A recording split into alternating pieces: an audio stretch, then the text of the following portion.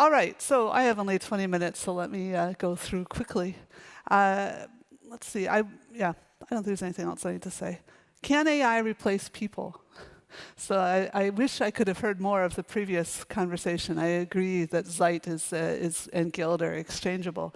But this is a question people say quite often, is are robots taking all the jobs? And I'm going to actually let you watch a slide that I wrote for a meeting of Norwegian radiologists, okay? That will become important in just a minute. And I apologize for the sound quality on this slide.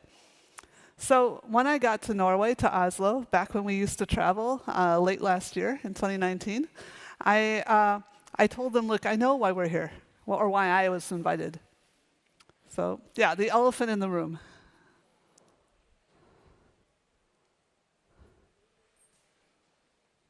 Exciting work to come. Okay, so, sorry. Let me start by just saying a few things that seem obvious. I think if you work as a radiologist, you're like the coyote that's already over the edge of the cliff, but hasn't yet looked down, so doesn't realize there's no ground underneath him. People should stop training radiologists now. It's just completely obvious that within 5 years, deep learning is going to do better than radiologists, because it's going to be able to get a lot more experience. Okay. You can watch that if you want. He goes on at some length. I would never diss Jeff Hinton. He's a genius. But that doesn't mean that he's a good social scientist or an economist. That was 4 years ago, and actually now there's more radiologists than there ever have been before, right? And part of the reason is because with artificial intelligence, they have become more productive. So it's more worthwhile for hospitals to hire radiologists, and for other entities that aren't even hospitals to hire a radiologist. So this is one of the theories, is that technology increases the value of people. It makes us more productive. It doesn't replace us, okay? So let's see, there we go. First of all, what are we talking about? And I want to talk in very basic terms. This makes it easier. If you just want to understand the essentials of intelligence, it's the capacity to recognize what to do right now. In fact, you don't even recognize is going too far. It is to act on the given information. It's a form of computation. You're transforming context into action. Okay? So that's all intelligence is. By that definition, thermostats are intelligent. Plants are a little bit intelligent. They grow towards light, right? Obviously, there's much more intelligent things. But I like to use that definition because it makes it really clear what artificial intelligence is. Artificial intelligence is, of all the intelligent things, the stuff we built, the stuff we chose to build and somebody deliberately designed and put into place. It does not magically produce itself from a pile of data. There's no Rumpelstiltskin that just turns data into intelligence. It is something that people have to choose to build, and they have to design the system by which they will build it, even if they do let it automate part of the process. So this is what we're talking about. That's the very fast introduction for the 20-minute talk. So let's talk now a little bit about employment. I'm just going to move this a little tiny bit because of those P's. Okay. AI and employment. So if I were to go out and write some software that doubled the efficiency of anyone, but let's talk about teachers, okay? Let's say I could do something that made teachers twice as good. That doesn't tell us what it does to employment. We could either have twice as good of schools with the same number of teachers, or we could have half as many teachers. That is not a technological decision. That is a political decision, right? Or an economic decision. And I don't think that people recognize that enough. There's an infinite number of possible jobs. There's an infinite number of things we could possibly be doing for each other. You know, art we could be making, whatever, as the previous talk was talking about. But note that there are differences between these two choices, okay?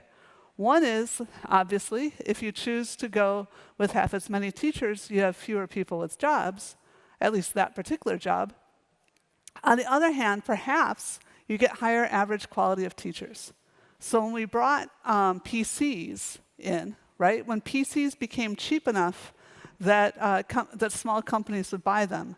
They typically would have if you had 3 secretaries, 3 administrators, you would often fire 2 because 1 secretary would be 3 times as efficient, and you would keep the best secretary, right? But again, it's not that there's no secretaries. It became then those secretaries were able to work in other businesses that maybe weren't quite as good of businesses or something else. So there wasn't a huge push. I do think that it isn't only looking at, and these are not exclusive ors, it could be both are true. One of the things that I worry about is that sometimes people think if we have fewer employees, then we have a simpler control problem. And I don't think sometimes that's only companies thinking that. Unfortunately, sometimes I think it might be countries thinking that.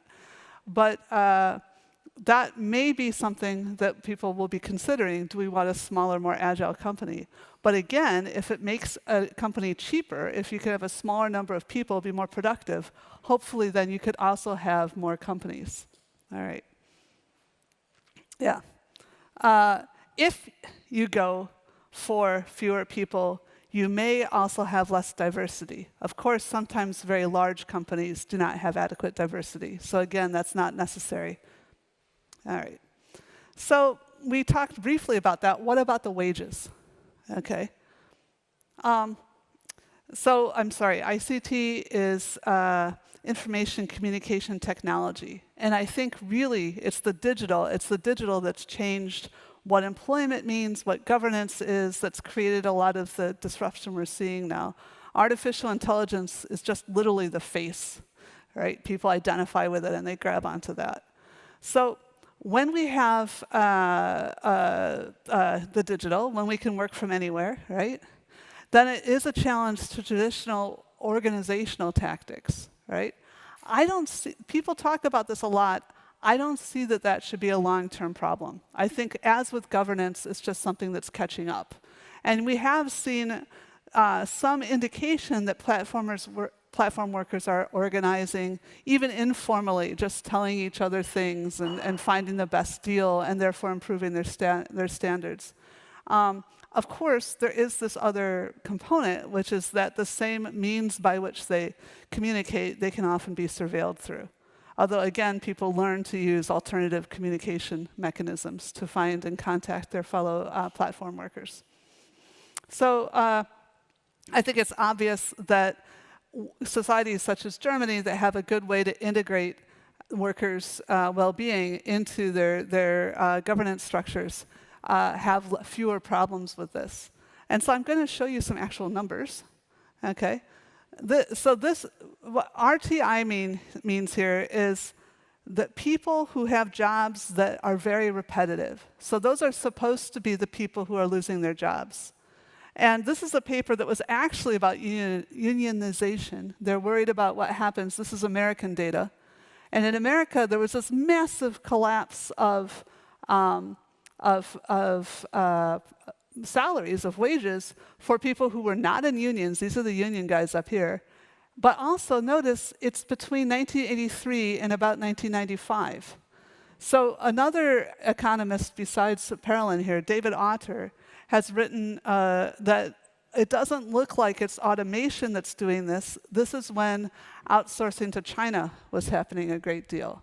And that it's actually when you have access to other workers.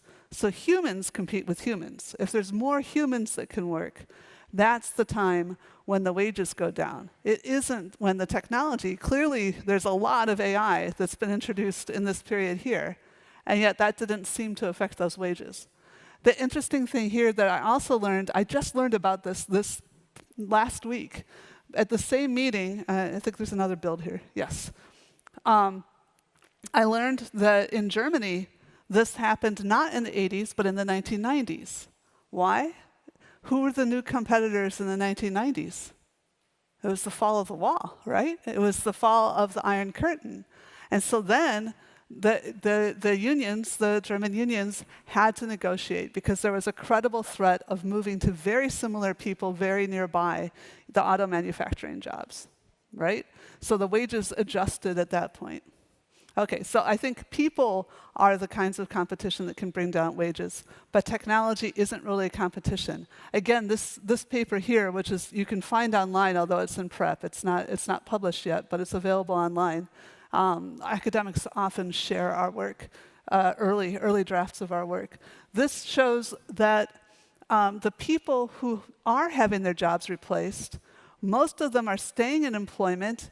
A lot of them, the majority, are increasing their salaries and going to more interesting work, mostly within, and of those people that stay and work and get better jobs, often in the same company, right? So the same companies that are choosing to invest in more technology are also investing in re-education, because people matter, and knowing you have someone that you can trust is an asset to a company, all right?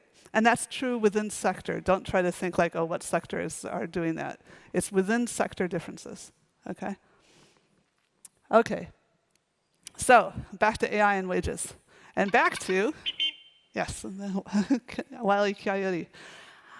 So this is the economist I just mentioned, who's done a lot of work on foreign competition and wages, but he's also done this beautiful paper about why are there still so many jobs. And he has more recent papers too, but I love this one. We have more AI than we've ever had, and we have more jobs than ever. So jobs don't just go away because of AI. But there are other kinds of things that might be going on, right? It may be that AI is increasing inequality by making it easier to acquire skills. So remember before I said that wages go down if there's other people you can compete with. Well, what if your education is no longer the same level of advantage it used to be because someone can use AI to skill up more rapidly? Or you don't need quite as many skills. For example, Uber drivers are not trained as long as taxi drivers used to be trained, at least in large cities. Right? So that was a quick example. This is an example from the Otter paper, although it's not his work, but it's a great place to read about it. There's actually more bank tellers now than before the Gelder-Automaten, right? People are always amazed by this because if you go into a bank branch, the branches are smaller, there's fewer people, but again, it made the branch cheaper. So there's now many more bank branches than there used to be, and there's actually more tellers making slightly more money because they don't just dispense cash. They work on slightly harder problems. Okay? Another example like that, I told you that already. Oh, I didn't mention this. Not only are the tellers slightly better made, but also part of the reason that the branches are so much cheaper is that we've lost this middle, which was the branch manager.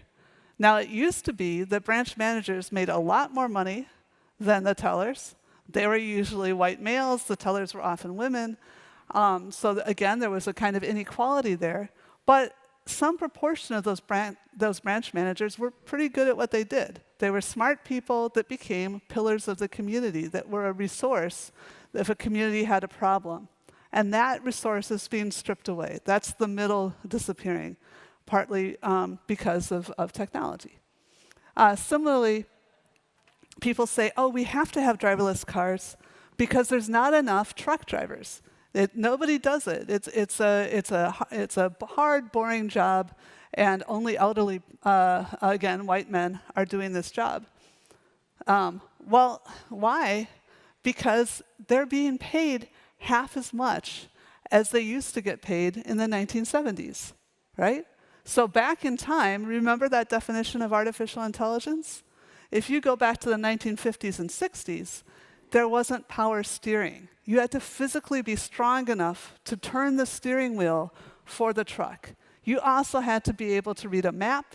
You also had to be able to do bookkeeping. Now, all three of those are simpler because of technology. There's an oversupply of drivers. The wages have gone down, right? And so now people don't want the job. They can find better jobs. All right? Okay. I probably don't need to emphasize this for this audience, but you never know. And also, you may have this argument with someone else. There's benefits to people. Okay, and I don't want to say I don't worry about the climate or whatever, but I just want to remind people that diversity is really important. It's important to innovation, right? This is actually Fisher's fundamental theorem of natural selection. You can get this out of biology, that the rate of change is proportional to the amount of variation in a population. And so I do think we need to realize that when we reduce our companies to small, especially homogenous groups of people, then we wind up with something that's fragile, that might not be able to address changes and to respond rapidly. So I do believe that we need to focus heavily on things like privacy, tolerance, and diversity, but particularly thinking again about the surveillance state, giving people room to be different, to make mistakes, and not be forgotten. And not just the surveillance state, of course, the surveillance, capitalism, right? Okay, I'm jumping around a little bit here, but there are people who get up on stages like this and talk a lot about what happened with wages in 1978. They say here, that this is 1978 here, okay? They say in 1978, wages stopped following productivity. Productivity just keeps going up. Wages were going up with productivity. In 1978, they flatten out. Okay? What happened? What is this great decoupling? What this graph shows you, those graphs go back to 1945 that I just described. This graph shows you that we've been here before, right? We have been in situations with very high inequality, and inequality here is measured, again, sorry, this is an American graph, by the proportion of money that's going, this scale here, the proportion of money that's going to the top 1% of earners. And this starts in 1913 because it's American data, and that is the year when America stupidly ended its alcohol tax and started its income tax. All right, so that's when we know we have a number for that. The polarization here is, again, America has a very primitive democracy, first past the post, so it can only have two parties. So you can come up with a measure of political polarization that has to do with how often do those two parties cooperate. This is the national numbers, but it works also by state, and there's similar work in Europe. It's not quite as clear, but we know that these numbers about when polarization happened, well, actually, we know in the late 19th century it was building up. And Germany was actually, again, dealing with it early. I don't read German very well yet. I've read the British literature from the late 19th century. Winston Churchill used to be a liberal before he became a conservative. And he's writing about what's going on. He just came back from some war. Why is it so much harder to lead? So we think of these high inequality times as times when we don't have any say because these rich people have so much power. But the rich people, and maybe some people in the room know this, the people who do have power find it much harder to lead as well. The mean time of losing your CTO or your CEO has gone massively down. It's gone from years to months. So this disruption is happening at the corporate level. It's happening, obviously, at the international level, as well as individual level. So what was going on? This is work in progress. I'm hoping it will come out this week. Not this week, this month. With colleagues, including Nolan McCarty here is one of my co-authors. But we think that inequality is actually getting driven. Clearly, it's not AI back here, right? but there was a lot of new technology that reduced the cost of distance. And when you reduce the cost of distance, you naturally, not by anyone cheating, get fewer winners. Okay? If we all went out to the pub right now, we would not go to whatever the best pub in Berlin is, right? Assuming that we knew where that was, we probably wouldn't all fit in it, and we would rather choose some place we could get to relatively quickly. So we would probably find a pretty good pub that was pretty close to us, right? So that's what distance does for you. It allows diversity. When everybody in the world can use the same search engine, how many search engines are there, right? That's a different kind of problem than the pub problem. So in the late 19th century, what was changing things were oil. Oil is a lot cheaper to transport than coal or wood, right? News, telegraph, these were things, the railways, these were things that allowed people to have a larger catchment area. And what we would argue is that, let me skip that. Okay, I have to tell you what we're arguing. What we're arguing is that when you have a technological innovation, you need to have also a governance innovation, all right? So what happened in this particular period was that after one world war and one financial crash in a very rich country, enough of the elite signed up with the proletariat that what we had in America was called the New Deal, FDR. The British, again, adopted the welfare state more like what Germany had, and they also got on top of this in the 30s. The Germans, of course, in the 30s were having so much wealth extracted that they didn't have a lot of options about how they approached this problem. So anyway, where are we? Yeah.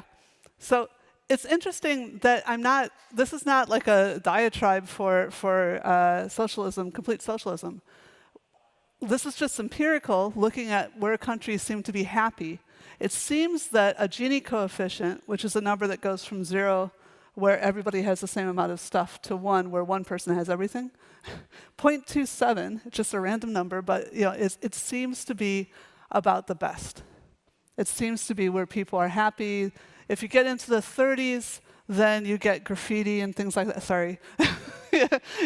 And then if you get into the 40s, normally speaking, you get more social disturbance. Now, Germany is interesting because it has a somewhat higher level, but you do seem to be keeping the bottom happy enough, and things are raising that you don't have too much social disturbance here right now.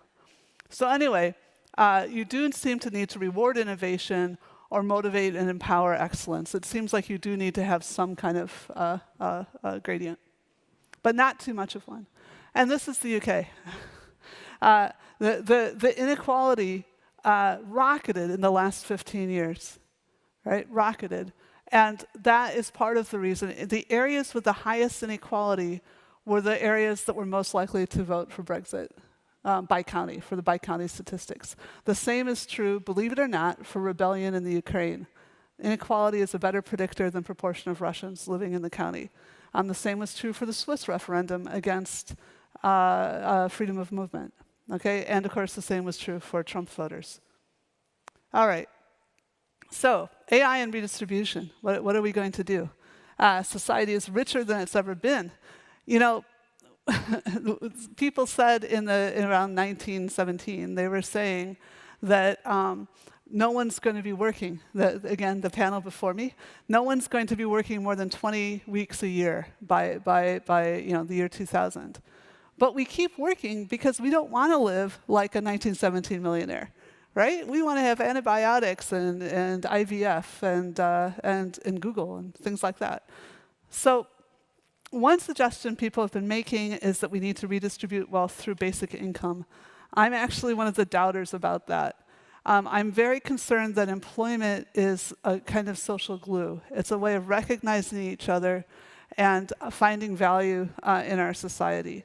So I think we need to look at ways to recognize each other that would have to replace. Of course, there's also financial problems. There have been experiments, and they've shown that when you put basic income into a community, it bonds. But of course, those are isolated communities that know they've got something special about them, so it's not surprising. So more work needs to be done. I will point out the welfare state is already basic income, but it's differentiated. It's going where it's most needed. And again, if with technology increasing, if not everybody can use it to become productive, there may be more people that need more kinds of support. All right, so what did I tell the Norwegians? Relax, it's Norway, right? Norway is the go-to example. I don't know if it still is, but it has historically been the one that people always oppose in contrast to, say, Saudi Arabia. It did not, when they discovered oil, they did not give it to a few people who captured the regulatory situation and increased inequality. Instead, they captured it by the state, and then they redistributed it and made their society better off. So it was, I just said that. And yeah, you can never relax. It's not, you don't know if this is stable. I have some old data here. But here's Norway, right? And there's America, and there's Germany. Not doing too badly. Yeah. I don't actually speak Norwegian either. My German is better. But as I understand, this blue line here is Norwegians who think they need to pay lower taxes. So the Norwegians started to realize, looking around, that things were going pretty well for them, and that it was okay to pay their high Scandinavian levels of tax. Okay. I'm almost into the end, and it's not that these things are connected clearly, but I hope that you can see the pattern here. I told you that there was this tragedy of Brexit and Trump, where the areas where there wasn't adequate redistribution were the ones most likely to throw out the previous government, right?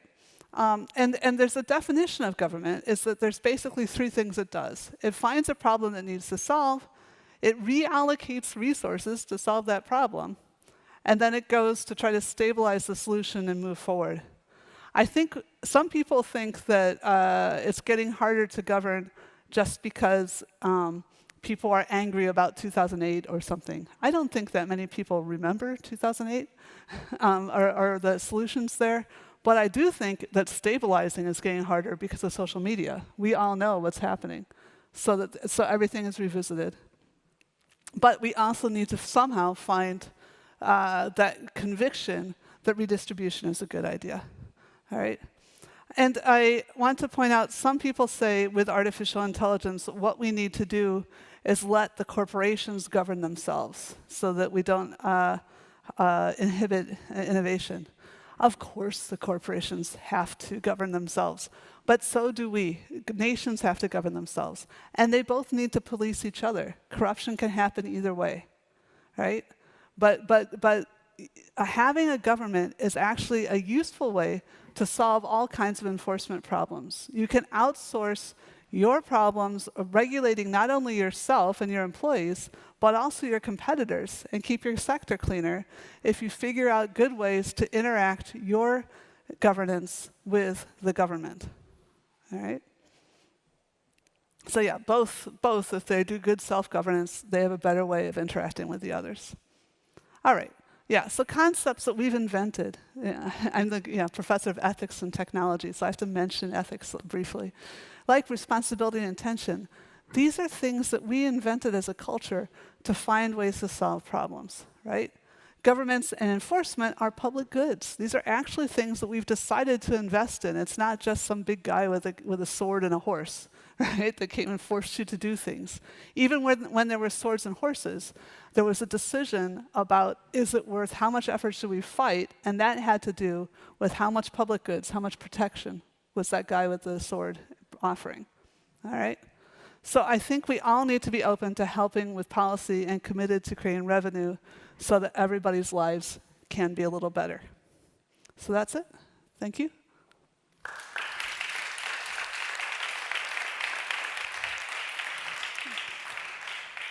Thank you so much, Professor Joanna Bryson. And I gathered some of the questions that came in throughout your speech. And I would just like to start with the question, where do we overestimate the role of AI, and in which branches is it maybe underestimated? Okay. I think in quite a lot of areas, we underestimate the extent to which artificial intelligence is already there, watching what we're doing in some sense. Now, whether that matters that it's watching, it depends on how much data is retained and where that is stored and where it's sent. But basically, it's like we get better at taking pictures and at spelling and at grammar and other languages. And it's not because we're getting better, our tools are getting better, right? But in some sense, that means we are getting better and we can be more efficient and get these things done more effectively. So I think people don't recognize the extent to which AI is everywhere. Now, where is it too much? I think that happens. It's not so much that there's too much AI, that there's not enough humans involved with the AI. So there's not enough accountability of how the AI has been deployed so that we can check and make sure that nobody's doing something bad with it. Now, most companies, when they use AI, are checking that they can do what they intend to do, and they tend to find improved benefit. That's why they're doing it. But sometimes, with the things we see in the newspapers are when a program massively fails. So one example is recidivism. That is the prediction of whether somebody who's committed a crime before would commit a crime again if you let them out of jail. So famously, some of the courts in California were using a machine learning system, and it predicted white people were less likely to commit, European Americans were less likely to commit more crimes than they really were, and African Americans were more likely, predicted to be more likely than they really were to commit these crimes. So I have friends in the machine learning community who worked with that data and cannot figure out how you could do such a bad job with machine learning of that prediction, all right? And so what that means to me, it's possible that governments pay a lot of money to people who are incompetent programmers. Anyone who's worked in technology in DC knows that's true. I don't know how Berlin is, but I do know how DC is. That doesn't seem to be all of it, though. It could be, and this is what we need to know, that someone said, hey, keep the African Americans in jail because then they can't vote for the Democrats, which is what they tend to do. All right? How do we know that? We only know that if someone's keeping the records. And in normal software engineering, we have something called DevOps. Are you guys software engineers? We have this thing called development and operations, and it's massively improved in the last 40, 50 years. I was a professional programmer in the 1980s, and we were just starting to use something called revision control. In revision control, when you change the code, you say why you did that. And everyone can go back and see who changed the code, why they changed the code, how they changed the code. Right? That was the 1980s. We're way better at that now, and yet AI companies don't use it. Why not? They're building software too, right? And I think it's partly the hype, that they believe their own hype, that it's somehow magic and they don't have to take care of this. It's learning itself. I mean, children do not learn themselves. I don't know who these people are. I guess I shouldn't say. Some people who don't have experience with children are making this assumption. But it is also possible that they're using the ignorance of governments to avoid regulation, and so to not make it clear that there were obligations. So what I've been doing is going around telling governments that it's just like any other manufacturing.